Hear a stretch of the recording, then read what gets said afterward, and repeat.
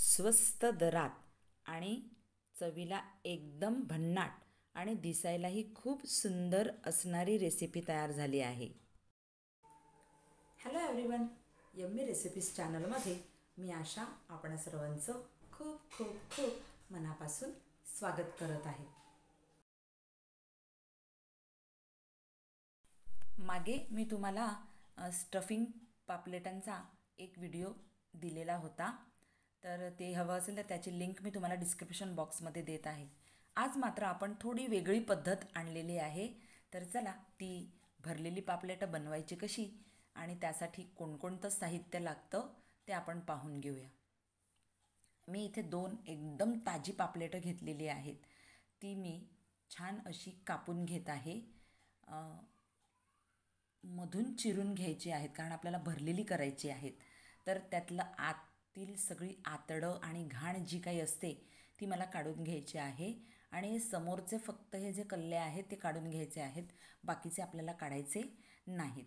त्यानंतर आपण जिथून ह्या पापलेटचं पोट फाडलेलं आहे ना, तिथून आपल्याला या चिरा पाडायच्या नाहीत, त्याच्या उलट्या दिशेने आपल्याला चिरा पाडून घ्यायच्या आहेत. तर दोन्ही पापलेटं मी कापून तयार केलेली आहेत. आता ही स्वच्छ मी धुवूनसुद्धा घेतलेली आहेत. त्यानंतर मी याला थोडंसं आलं लसूण पेस्ट लावून घेत आहे आणि ते मुरण्यासाठी ठेवत आहे. आता इथे तुम्हाला थोडासा लिंबाचा रस लावून घ्यायचा असेल तरी तुम्ही लावून घेऊ शकता, पण मी आता लावणार नाही, मी नंतर लावून घेणार आहे. आता आपण स्टफिंग तयार करून घेऊया. मी एक कांदा एकदम असा बारीक कापून घेतलेला आहे आणि तो 1 टेबलस्पून इतक्या तेलामध्ये छान असा परतून घेत आहे. कांदा परतून झाल्याच्या नंतर मी 1 टीस्पून आल्या लसणाची पेस्ट घालून घेत आहे आणि ती पेस्टसुद्धा छान या कांद्यावर परतून घेत आहे. त्यानंतर मी 1 मीडियम साईजचा टोमॅटो असा बारीक चिरून घेतलेला आहे आणि तो टोमॅटो एकदम सॉफ्ट होईपर्यंत परतून घ्यायचा आहे. त्यानंतर मी 1 कप एवढा खवलेला नारळ, ओला खवलेला नारळ मी घालून घेत आहे आणि तोसुद्धा मी छान परतून घेत आहे. त्यानंतर आपण मसाले घालूया. मी अर्धा टीस्पून इथे काश्मीरी मिरची पावडर घेतले, पाव टीस्पून काळे मिरपूड घेतले, अर्धा टीस्पून धणे पावडर घेतले, पाव टीस्पून हळद पावडर घेतले, अर्धा टीस्पून मी जिरं पावडर घेतलेलं आहे आणि चवीपुरतं मीठ घालून हे छान मसाले शिजवून घ्यायचे आहेत. आता मी थोडंसं लिंबाचा रस यात घालून घेत आहे. 1 टेबलस्पून मी घेतलेला होता, त्यातला अर्धा टेबलस्पून मी इथे घातलेला आहे. आता छान हे शिजवून घ्यायचं आहे. शिजवून झाल्याच्या नंतर मी 2 अंडी यात फोडून घेत आहे. तर 2 अंडी मी यात छान अशी शिजवून घेत आहे. म्हणजे एक बुर्जीसारखं आपल्याला हे करून घ्यायचं आहे, पण नारळ वगैरे घालून मस्त असं आपल्याला हे स्टफिंग तयार करून घ्यायचं आहे. आता या स्टेजला मी अर्धा टीस्पून गरम मसाला पावडर घालून घेत आहे आणि ते मिक्स करून घेत आहे. आता सगळं हे मिक्स करून आणि शिजवून झाल्याच्या नंतरच आपल्याला 1 मूठभर कापलेली कोथिंबीरची पानं घालून घ्यायची आहेत आणि तेही छान असं मिक्स करून घ्यायचं आहे.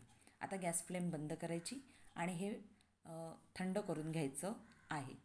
आता वळूया आपण पापलेटांकडे. आता पापलेटांसाठी आपण मसाला लावून घ्यायचा आहे.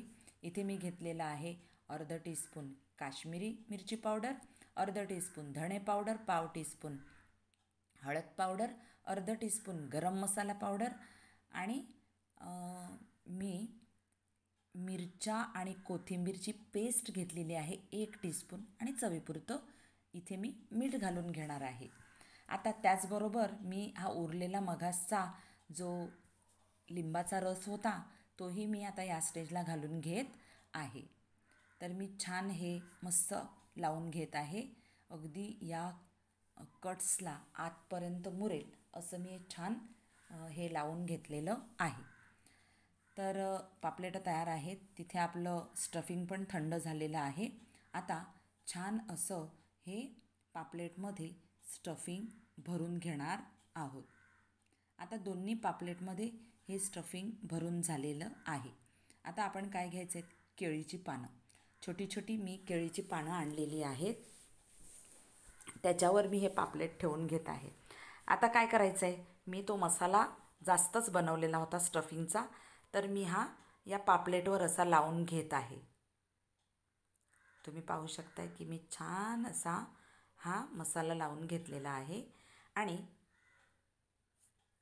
ह्या केळीच्या पानाला दोन्ही साईडला म्हणजे पूर्ण पानाला तेल ग्रीस करून घ्यायचं आहे. त्यानंतर मी हा मसाला लावून घेतल्यानंतर, हे स्टफिंग लावून घेतल्यानंतर थोडीशी कोथिंबीर मी भुरभुरवलेली आहे आणि हे आता मी या पानामध्ये बांधून घेत आहे. पानामध्ये बांधून घेतल्याच्यानंतर लगेचच मी पॅनवर ही भाजायला ठेवत आहे. तर एक मी असं भाजायला ठेवलं आहे, लगेचच मी दुसरंही त्याच पद्धतीने बनवून तेही मी भाजायला ठेवणार आहे. तर आता दोन्ही पापलेटं आपल्याला 30 मिनटासाठी भाजून घ्यायची आहेत. म्हणजे 15 मिनटं एका साईडने आणि 15 मिनटं दुसऱ्या साईडने. हे झाकण लावून आपल्याला छान भाजून घ्यायची आहेत. झाकण लावलेलं आहे. आता 15 मिनटं आपण थांबूया. 15 मिनटानंतर आपण झाकण उघडून पाहायचं आहे.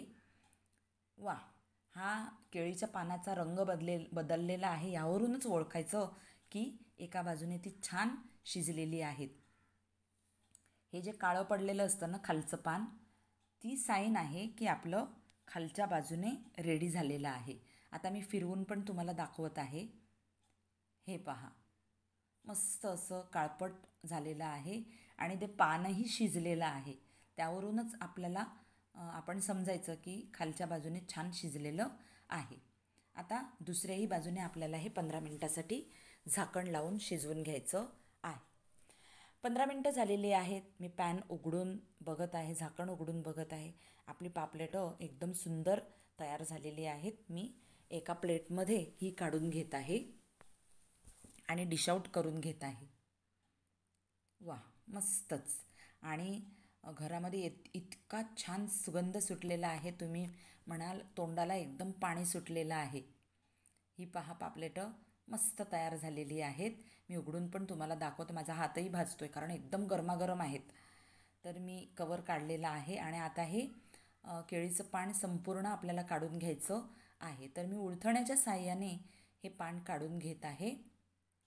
आणि केळीच्या पानात आपण करतो तेव्हा त्याची चव काही निराळीच असते. तर अतिशय चवीला छान आणि भन्नाट असं लागणारं, चविष्ट असं लागणारी ही पापलेटं तयार झालेली आहेत. तुम्ही ही पापलेटं 5 स्टार हॉटेलमध्ये किती रुपयाला मिळतील? बापरे, 1000, 1200, 1500 रुपयाला एक. तर आपण हे स्वस्तामध्ये घरच्या घरी बनवू शकतो. आणि ही रेसिपी जर आवडली तर मात्र लाईक करा, शेअर करा, कमेंट करा आणि मात्र सबस्क्राईब करायला विसरू नका. माझ्या या चॅनलला सबस्क्राईब करा. मग आपण भेटूया पुढच्या अशाच एका सुंदर आणि खमंग व्हिडिओत. तोपर्यंत बाय बाय.